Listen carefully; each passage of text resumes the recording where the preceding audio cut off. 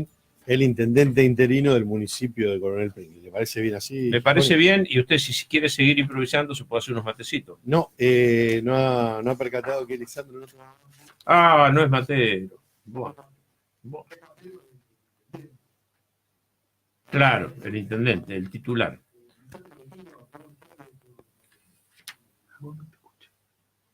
No está saliendo. Perdón, ahí está, ahora sí ahí me está. entiendo. Gracias, Lisandro. Hace la acotación. Le decía que está con nosotros el intendente interino, el licenciado Lisandro Maskin. Usted dice de tomar mate, no ha prestado atención. Lisandro no es de tomar mate, sí toma agua. El que toma mate es el intendente Carlos Verderret, eso decía.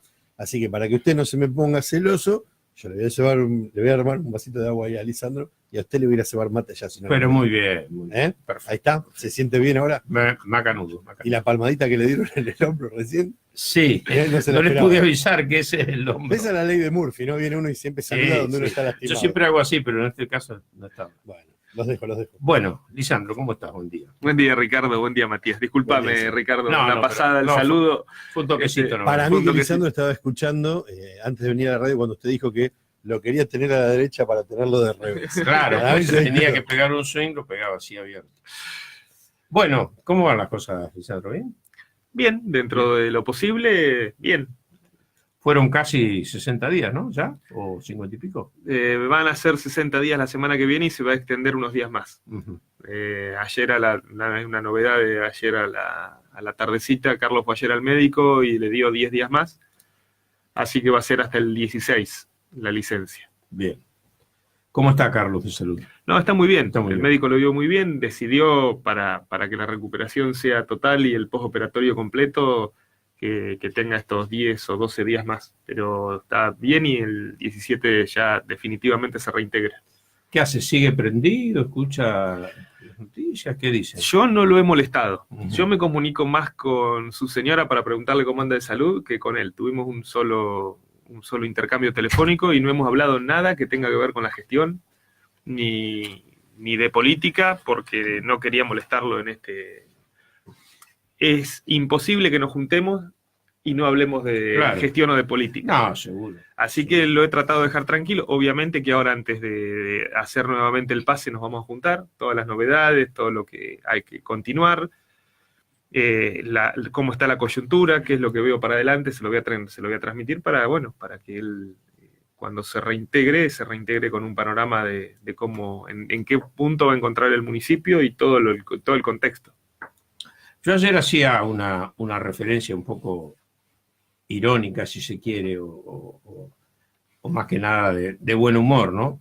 Había una foto tuya sentada en el escritorio y yo decía, no le queda mal el sillón a Lisandro.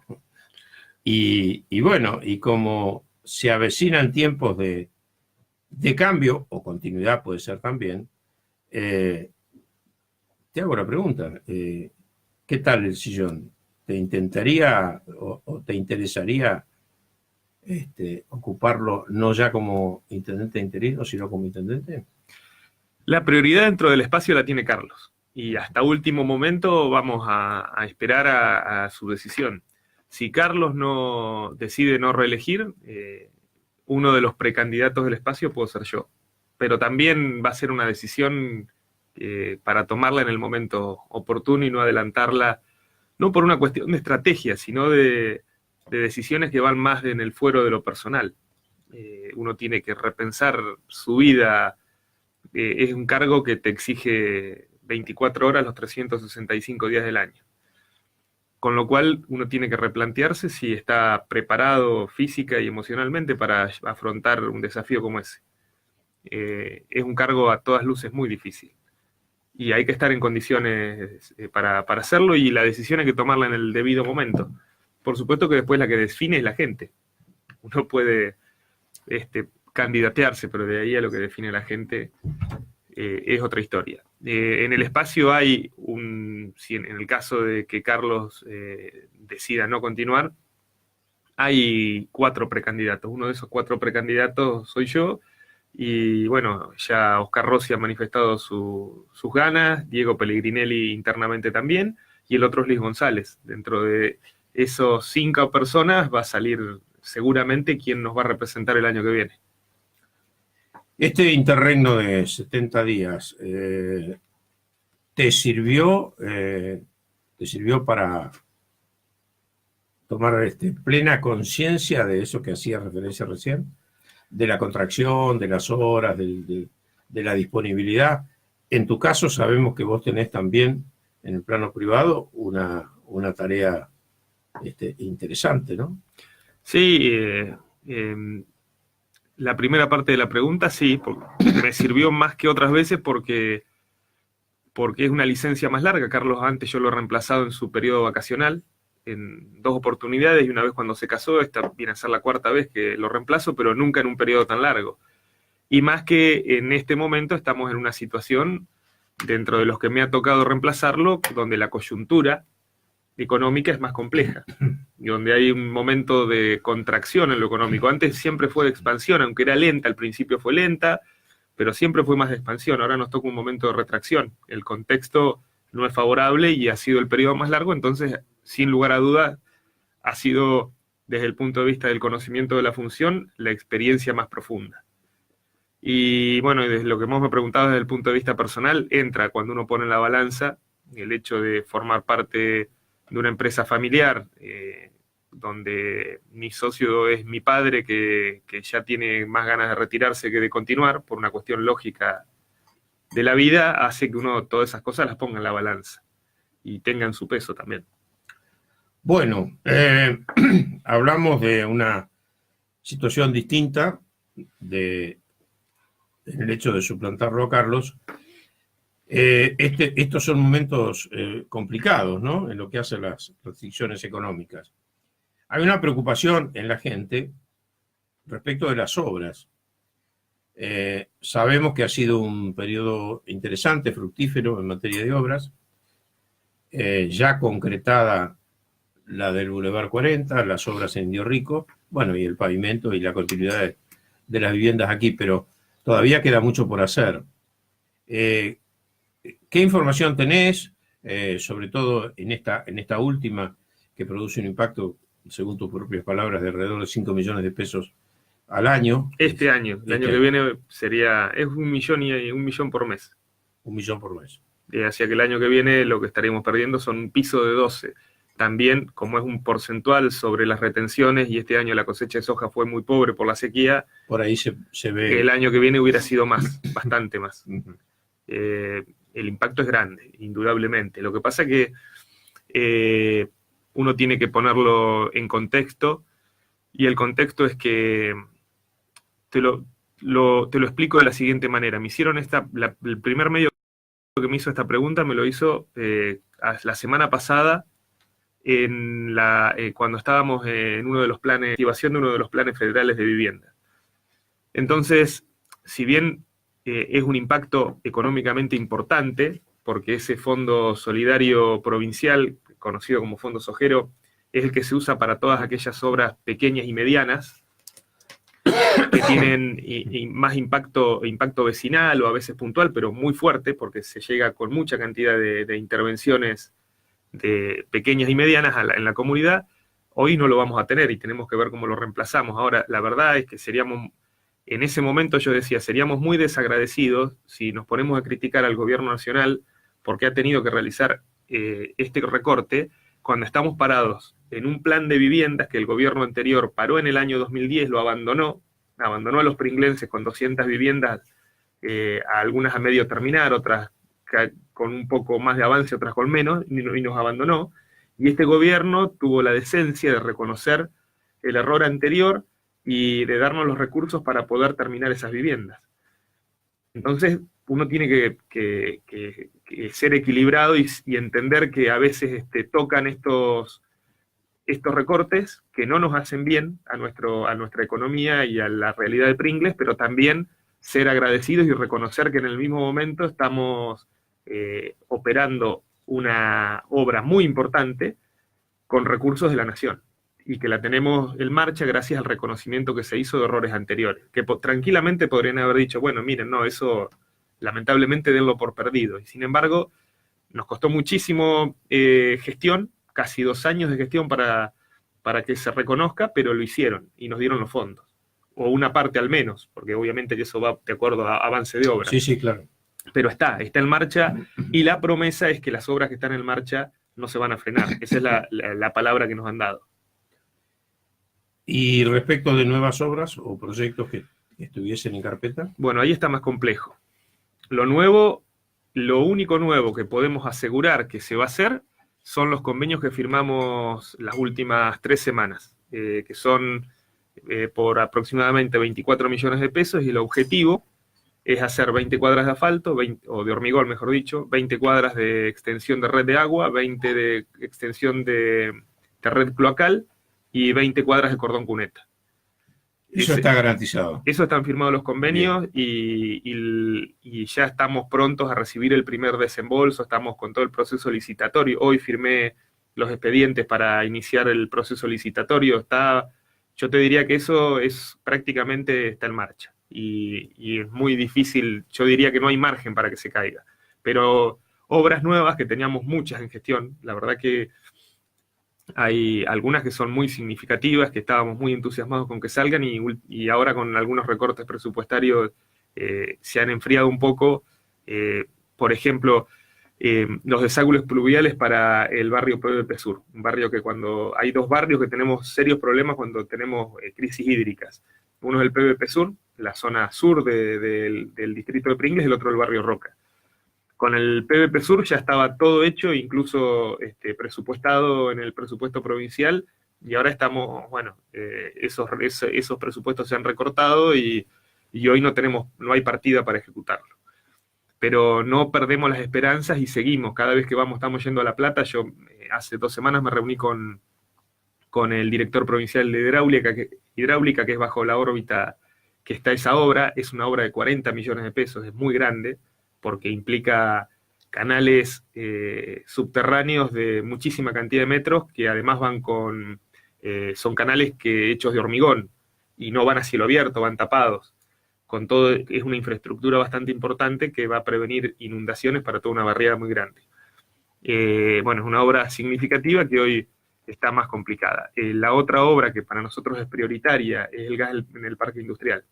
También es una obra de unos 60 millones de pesos, que implica 30 millones de pesos de inversión acá en el distrito y otros 30 millones más de inversión de ampliación del gasoducto entre Pigüé y Puan, que no es acá, pero si no se amplía allá, no tenemos la provisión del gas acá. Entonces es una obra general que implica 60 millones de pesos que también venimos remándola y que no podemos decir que estemos cerca de concretarla. Bueno, de todas maneras, uno supone que esta coyuntura por ahí se revierte en el primer semestre del 2019, ¿no? Esperemos que sí. A veces no nos está favoreciendo demasiado el contexto internacional, pero así como en algún momento no es favorable, es de esperar que esto no dure para siempre.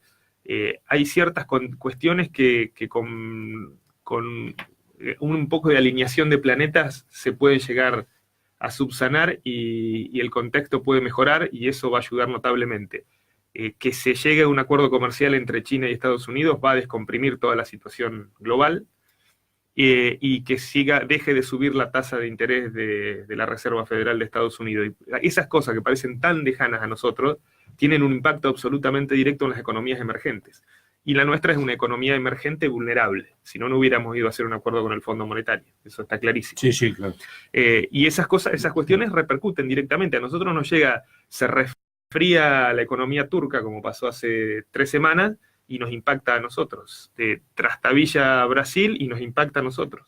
Estamos en un momento de vulnerabilidad. Ahora, si algunas cuestiones internacionales, que no son tantas, se revierten, que yo creo que hay posibilidades de que se reviertan, estamos ante un escenario de volver a una senda de crecimiento. Hoy el presidente hizo un breve comunicado, como es habitual en Macri, yo creo que dando más tranquilidad a los sectores externos que a los propios, ¿no? A pesar de que el mensaje también fue dirigido al mercado, ¿no? Garantizando virtualmente que la Argentina tiene el presupuesto equilibrado no ya para el 2018, que ya terminamos, sino también para el 2019. ¿Por qué le cuesta tanto al gobierno domar al dólar? Por una cuestión de credibilidad. En realidad, el dólar abstracto que se llama el mercado, Hoy hablaba de eso yo. ¿no? No está desconfiando de estas palabras, por eso se mandan estos gestos. Por eso ayer Macri fue con Techín a Vaca Muerta. Ayer o antes de ayer. Ayer. Sí, sí. Y anunciaron que dentro de 4 o 5 años se van a exportar hidrocarburos por 30.000 millones de dólares. Mejor dicho, que la balanza comercial va a ser 30.000 millones claro, positiva, que es claro, mejor todavía, y en un cortísimo plazo. Esas no son señales para la política doméstica, son señales para el mercado internacional, que son en realidad los que mueven el amperímetro de la fuga de dólares que estamos teniendo en este momento. Le cuesta domar el dólar porque hay mucha más hay mucha más demanda que oferta, y hay los grandes demandantes no son el que va a comprar $1.000 o 2.000 para ahorrar, son los que van a comprar cientos de millones de dólares que vinieron en su momento en inversiones financieras, y ahora se las quieren llevar porque se van a otros mercados que ofrecen más garantías o mejores rentas, por eso yo comenzaba hablando de que esta crisis tiene mucho de internacional. De acá se van los dólares, ¿no? Los que están comprando dólares no los están comprando para atesorarlos abajo del colchón. Eso tiene muy poco impacto en la totalidad. La gran cantidad de dólares que se están yendo es de inversionistas internacionales que en su momento vinieron y ahora se van porque ven otros mejores negocios en otros lados. Así funciona esto. Sí. De todas maneras, hay errores no forzados del gobierno nacional, sobre todo en haber manejado una expectativa de apoyo externo que en la primera parte del gobierno de Macri parecía mucho más sólida, o Macri nos hizo creer a nosotros, es posible también que él lo estuviese creyendo, que iba a tener de los mercados otra respuesta, ¿no? Y la tuvo relativamente, en expresión, en apoyo, pero a la hora de concretarlo y decir, bueno, traemos inversiones no financieras, ¿no? Que son las que el país necesita. Son las genuinas. Claro. Porque el que viene a invertir, un fondo de inversión que viene a invertir en bonos, un día viene y al otro día se va. En cambio, el que viene a poner una fábrica, de la empresa internacional que sea, que viene a poner una fábrica, no viene para ponerla por 1 mes o 2 meses, viene con una expectativa de 20, 30, 40 años. Y esas son las inversiones que son las que realmente valen y las que se necesitan, las inversiones de capital. Yo creo que el apoyo político internacional se ha tenido, lo que no se ha tenido es el de la comunidad financiera, porque vos recordarás en la crisis del 89 cuando Pugliese, ministro de Economía de Alfonsín, sí, la famosa frase. Les hablé con el corazón y me contestaron con el bolsillo. ¿Y cómo quería don Juan Carlos Pugliese que le contestara al mercado? Bueno, en este caso le están contestando de la misma manera. Claro. El mercado no tiene, yo lo digo siempre internamente a nuestro gabinete, a nuestros cuadros políticos, les digo, muchachos, el capital no tiene corazón, el capital busca rentabilidad. Cuando yo hablo de la política, de lo distrital, de lo nuestro, cuando hablamos de inversiones locales, nosotros lo que tenemos que generar es condiciones para que el inversionista venga, le genere mejores expectativas de venir acá que a otro lado, condiciones de competitividad, si no, no va a pasar nunca. No podemos soñar con el gol salvador sobre la hora si no estamos generando la jugada previa. No, seguro. Superado el interregno como intendente interino, se viene otra vez el ruedo al Consejo Deliberante. Un Consejo Deliberante que generó, también como el gobierno de Macri, ¿no? Me parece que mucha expectativa en la primera parte y después como que, no sé, no lo veo enérgico al Consejo Deliberante. Me parece, yo no voy al Consejo, ¿no? Pero bueno, tenemos nuestro representante que normalmente es bastante contestatario, pero además muchas veces escucho la transmisión de la radio y veo el funcionamiento del Consejo Deliberante como, a ver, si lo puedo decir sin que ofenda Decilo con tranquilidad, claramente, sin problema. Dije, no lo veo enérgico, no lo veo discutiendo, no lo veo, no sé, si hay demasiado acuerdo en comisión, bueno, las comisiones también son una forma de trabajar en el Consejo, pero Me parece que debería haber un poco más de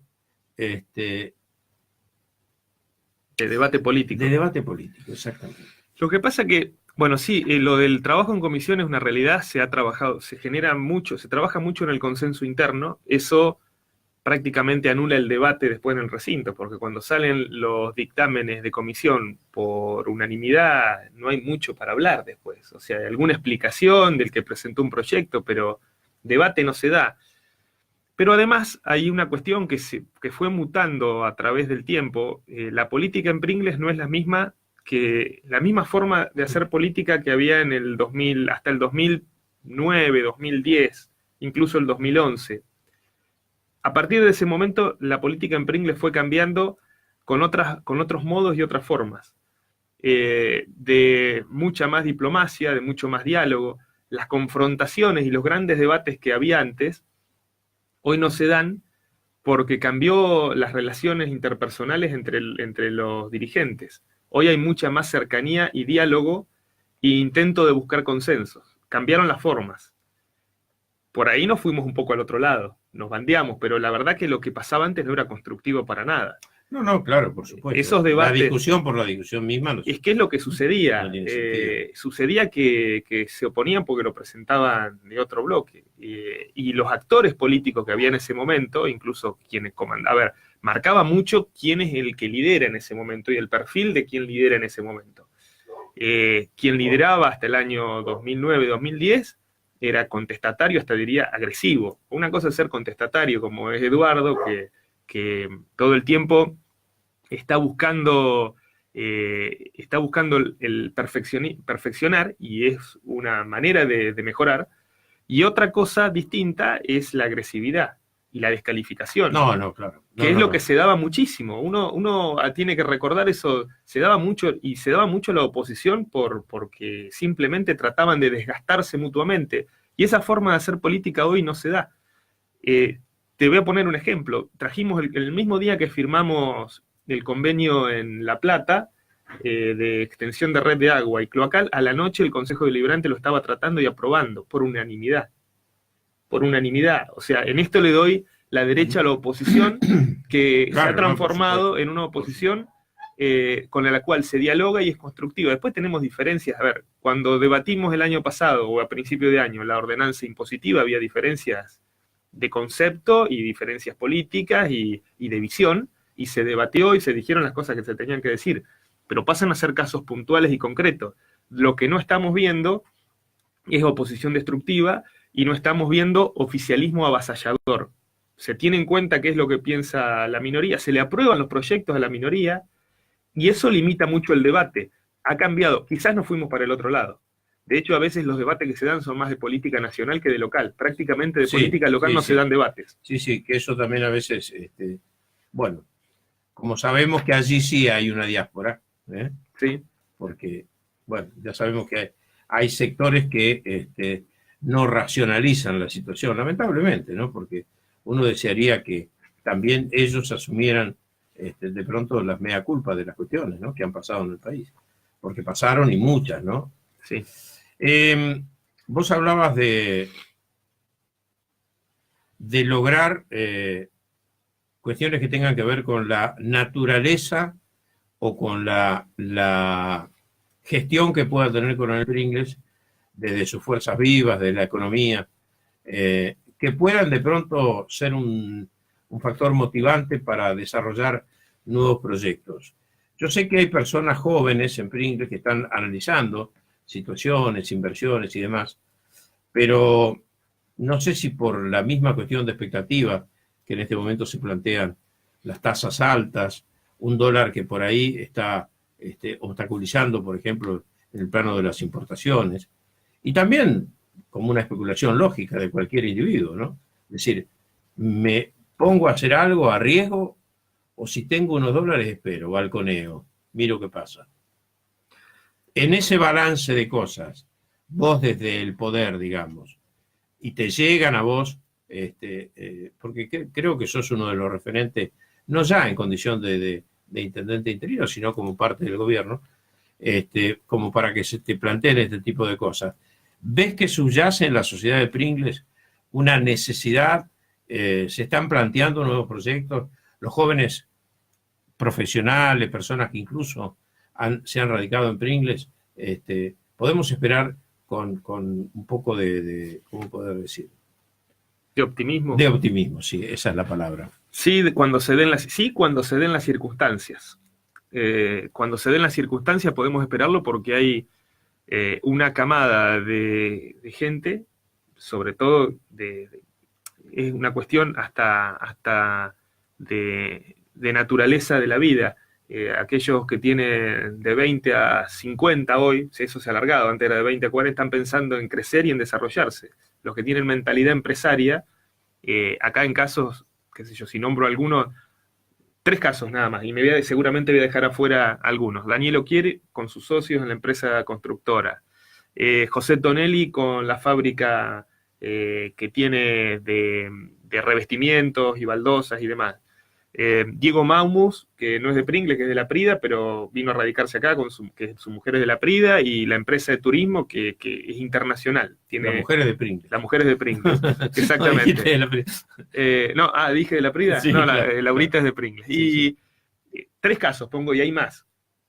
Evidentemente hay mentalidad emprendedora, hay jóvenes con mentalidad, y son gente en un rango de edad entre los 30 y los 40 años con ganas de crecer. Hoy el contexto no ayuda para nadie, porque si hoy necesitas crecer y que vas a tomar un crédito y te lo ofrecen al 40%, indudablemente estamos en un momento que vale más la especulación genuina.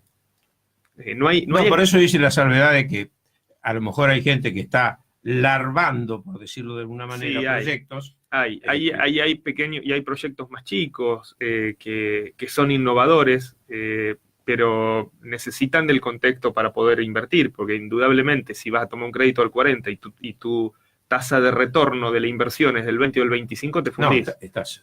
Y hoy se da esa coyuntura. Estás fregado, estás en el horno. No, eso seguro. Hoy se da esa coyuntura. Sí, sí. Pero está dado, porque fíjate que yo te di 3 ejemplos, hay algunos más, si los nombro a todos me voy a olvidar alguno y voy a pecar de... ya han invertido y ya han demostrado de que sí se puede y que hay espíritu emprendedor en Pringles. No esperemos la gran fábrica, yo siempre lo dije, de 300, la fábrica salvadora de 500 personas, porque es casi imposible. Pero sí, las pequeñas generadoras de mano de obra, que no son tan pequeñas, algunos tienen 20 empleados, es mucho.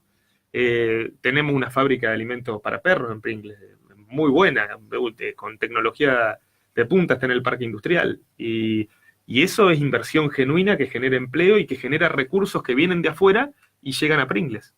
Que además, o sea, es como una balanza comercial, pero a nivel local, ¿no? Está bien. Recursos que se traen de afuera y vienen a Pringles y se distribuyen acá en toda la cadena. Además se distribuyen después en la cadena comercial, que la cadena comercial es eso, son los engranajes de transmisión en términos de mecánicos, digamos, la economía la mueve, el motor la genera las actividades primarias de las secundarias, las actividades primarias, las generadoras de materias primas, las secundarias, las industriales o de servicios, y la terciaria, que es el comercio, es el granaje de conducción que distribuye esos recursos en la sociedad. Días pasados tomamos contacto con Eric Naumann con referencia a la instalación, bueno, ya hay obras al respecto, y otro creo que ya está la erradicación. Me estoy refiriendo a dos comercios chinos, ¿no? Supermercados. Yo le preguntaba simplemente, no porque tenga justamente la función de Eric desde el área de legales, que establecer un orden de prioridad o una estadística respecto a si ya está cubierta la cuestión de los supermercados de Pringles. Simplemente me parecía a mí, por sentido común, que con 2 supermercados más no estará sobredimensionada la cuestión en Pringles. Porque no crecemos demográficamente. No. O si crecemos, lo hacemos en guarismos que no representan nada virtualmente. Todas las actividades comerciales, incluso las en este caso la de alimentos, tienen el mismo, si hay más cantidad de actores para el mismo mercado, indudablemente se reparte el mercado en más cantidad de porciones. Eso es así porque las actividades comerciales no multiplican, distribuyen. Distribuyen, claro. Sí, exactamente. sí, sí. Entonces, que es bueno, un poco lo que quise decir antes y ahora con esta explicación lo puedo reafirmar. El tema es el siguiente, nosotros no podemos prohibir. Yo he leído bastante, sobre todo en redes sociales, ¿por qué no prohíben? Porque legalmente no se puede. No, eso queda claro. Y además hay una cuestión filosófica. Saquemos la erradicación de supermercados de origen de capitales chinos o de inmigrantes chinos. Lo he escuchado también con los comercios de origen boliviano o con los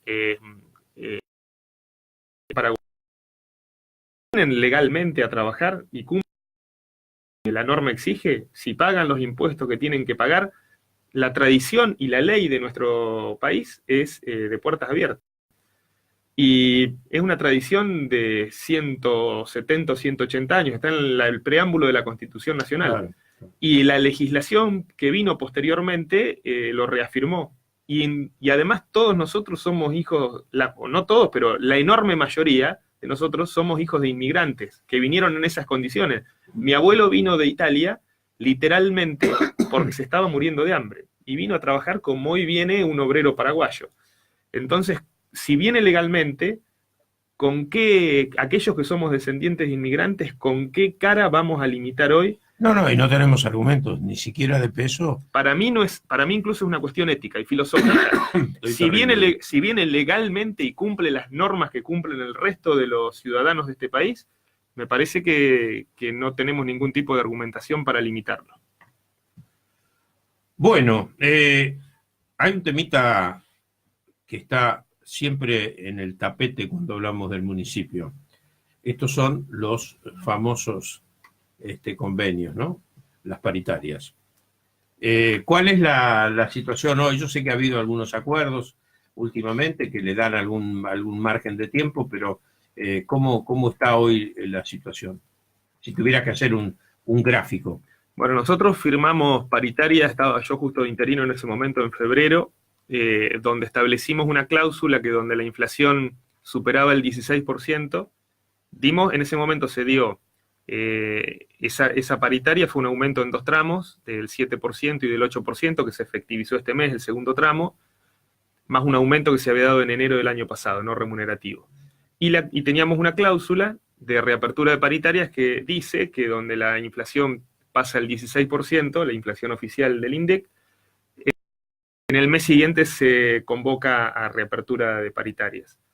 Ese porcentaje se superó, así que estamos reabriendo ayer, di la orden de que se convoque para la semana que viene, para el martes o miércoles, no recuerdo ahora exactamente para qué día quedó, creo que quedó para el martes, la convocatoria paritarias.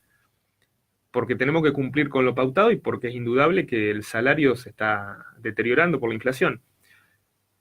Dado el contexto, vamos a ir con una oferta que podamos pagar, que haga que cuando lleguemos a fin de año podamos cumplir con todos los meses el salario, porque si firmamos una paritaria que no podemos cumplir, termina siendo peor el remedio que la enfermedad. La gran Scioli. Claro, después va a llegar diciembre y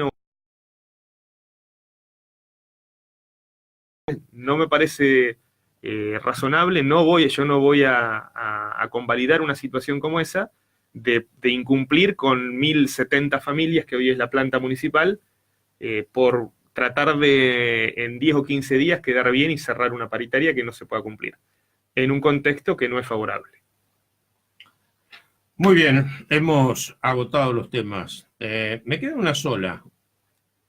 Esta es casi más personal política que otra cosa. En algún tiempo se conocía tu adhesión a un partido político que no era el PRO, ¿no es cierto? Sí. ¿Cómo está esa situación hoy? Hace muchísimo tiempo que no tengo diálogo con Sergio. Estamos hablando de Frente Renovador y más. Sí. Hace muchísimo tiempo, desde que, te diría que como 2 años que no tengo diálogo. Sí, con algunos dirigentes, yo he logrado crear vínculos y poder mantenerlos en el tiempo tengo amistad con dirigentes de distintos espacios políticos, dentro de ellos con dirigentes que están en el Frente Renovador, pero hoy mi compromiso es para con la gestión local, y la gestión local está apoyando a la gobernadora Vidal, y yo juego en equipo, y creo que dentro de el balance de la gestión de la provincia es muy, pero muy favorable. Comete errores, pero indudablemente es muy favorable, sobre todo pensando el punto de partida de la gestión provincial. Agarrar una provincia incendiada, ingobernable, y hoy la tienen bastante encauzada, con problemas, tienen problemas económicos como tienen todos los niveles de Estado, como tienen todas las provincias, y seguramente quisieran dar más aumento salarial del que pueden ofrecer, pero en el balance creo que son muchos más los aciertos que los errores, y que la provincia se está saneando y que está haciendo lo posible por estar cerca de los distritos. Acá lo vemos. La verdad que seríamos muy desagradecidos en Pringles si no veríamos todo el apoyo que ha tenido la gobernación para con nosotros. Y bueno, retribuir ese apoyo, no quitándole el cuerpo en las épocas de malas, me parece que es lo que corresponde. El acuerdo compromiso Pringles Pro Cambiemos tiene sobrevida más allá de la culminación del periodo Carlos Bertorre. Esperemos que sí. Hoy estamos muy bien. Con el PRO trabajamos juntos en el Consejo, con un sector muy importante del radicalismo también estamos trabajando juntos.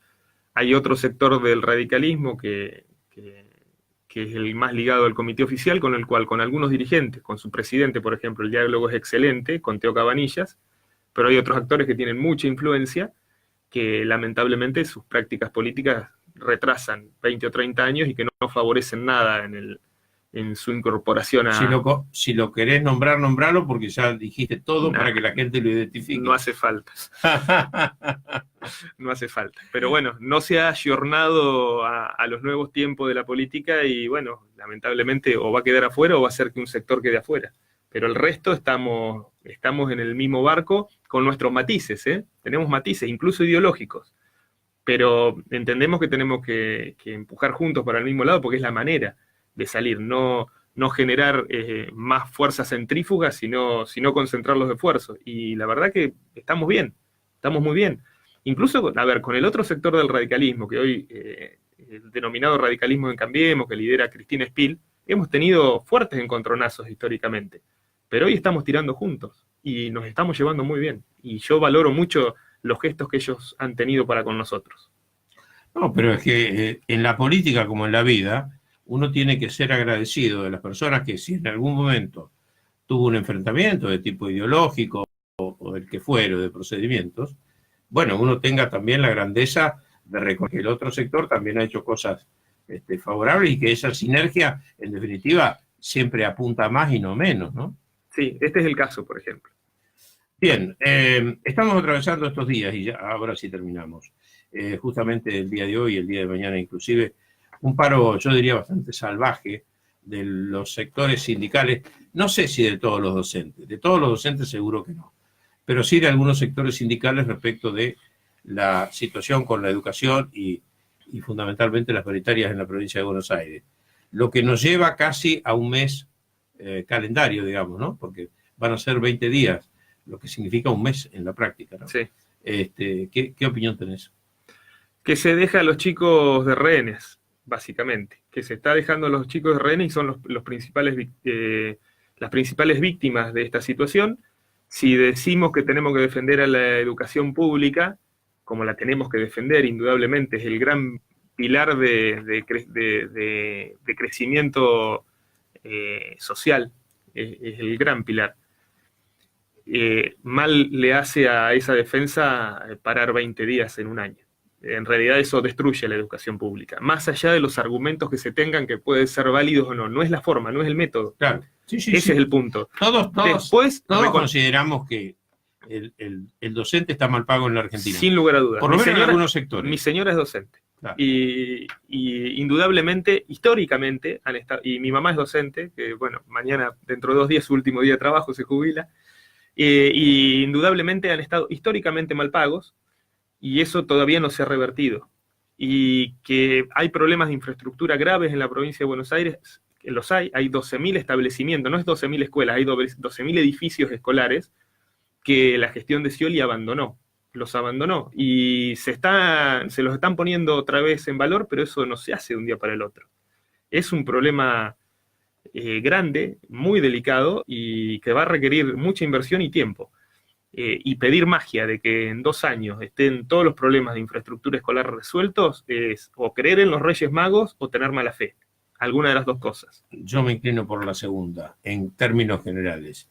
Señor Montenegro, antes de despedirlo a el amigo Lisandro, Sí, señor. ¿tiene usted algo más que acotar? No, nada más. No. Nada más. Ahí hemos estado... Yo tengo algo para acotar. El mate que le prometiste a Ricardo no se lo trajiste nunca. Sí, No, sí. está...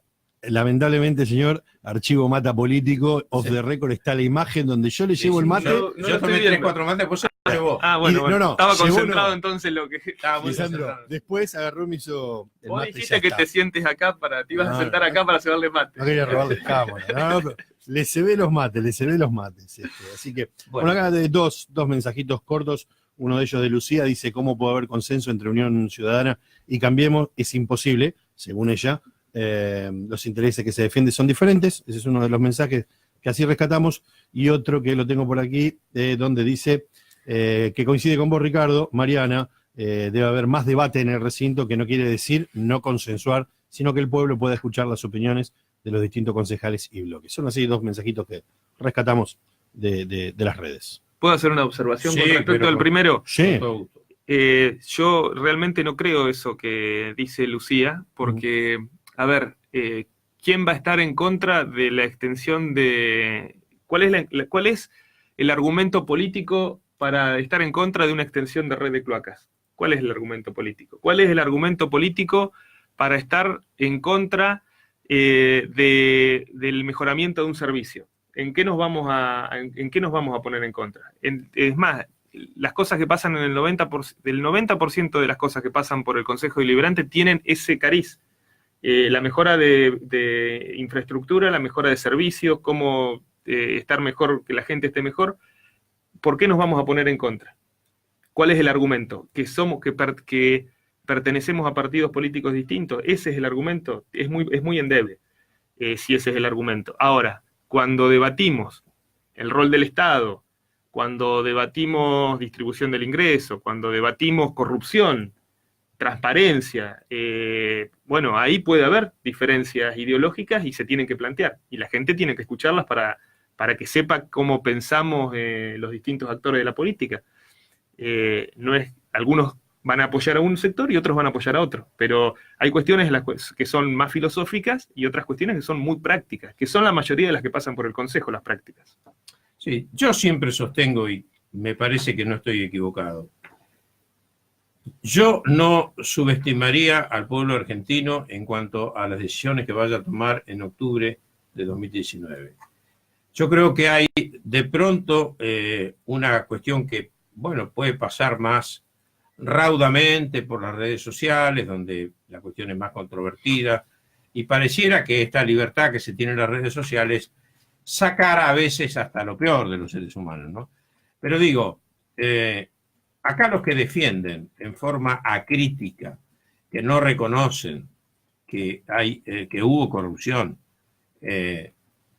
son un porcentaje determinado.